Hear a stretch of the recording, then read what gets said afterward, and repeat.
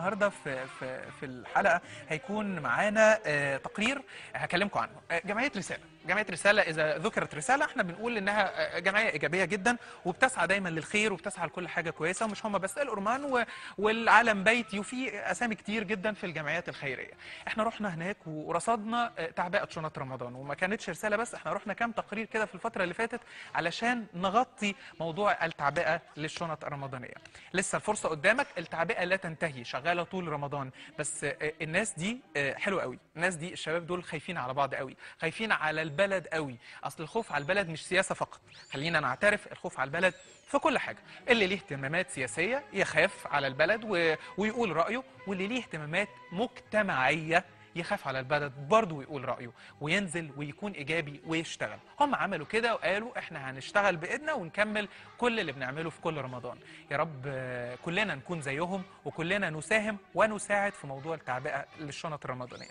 ليه؟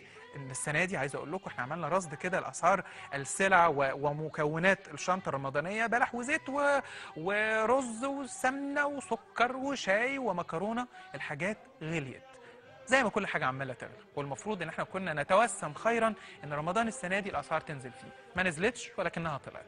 فاحنا عشان كده كلنا ندعو بعض ان احنا نساهم في موضوع الشنطه الرمضانيه ده، ولو حتى داخليا جوه البيت، علشان بتفرق والله.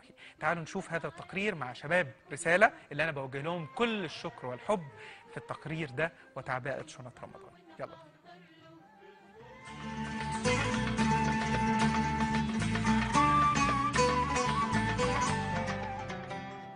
مع اقتراب شهر رمضان يبدأ الاستعداد للشهر الفضيل، وتتنافس الجمعيات والأفراد في عمل الخير. وفي جمعية رسالة بتزيد المنافسة في إدخال السرور على قلب المحتاج.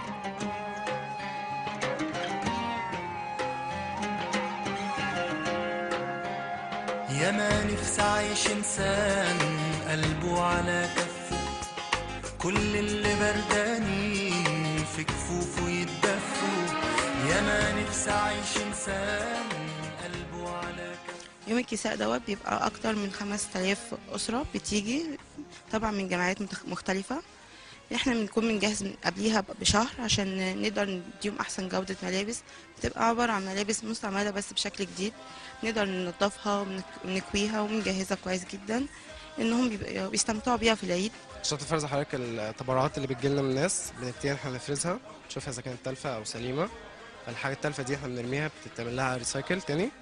والحاجة السليمة دي بقى احنا بنبتدي نعبيها تاني في شولة، بنبتدي نوديها للناس محدودي الدخل، بنعمل عملية استكشاف للمناطق دي.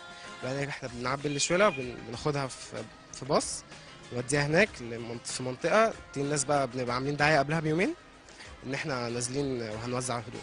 القوافل الخارجيه ديت ان احنا بنروح خارج القاهره الكبرى، بنوصل لها اكل، بنوصل تجهيز عرائس، بنوصل ميه للبيوت اللي ما فيهاش ميه، بنعمل اسقف للبيوت اللي ما فيهاش اسقف، او الاسقف بتاعتها ممكن بتدخل ميه هواء تراب، يعني بتبقى معموله من القش او حاجه زي كده. القوافل الداخليه دي بتبقى داخل القاهره الكبرى، ان احنا بنوصل لهم شنط الاكل ديت في شهر رمضان، بتبقى يوميا.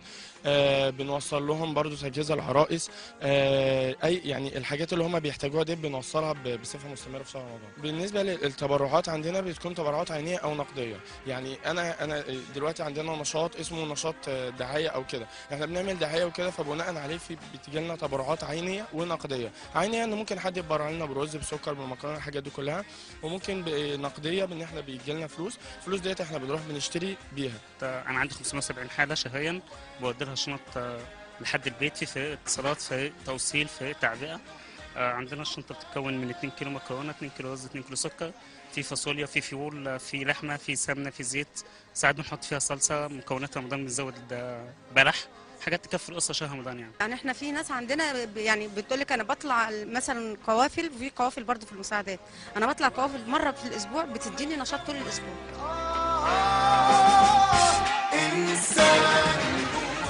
رسم البسمة على الوجوه نعمة كبيرة، وتجارة رابحة مع الله في رمضان وطول السنة.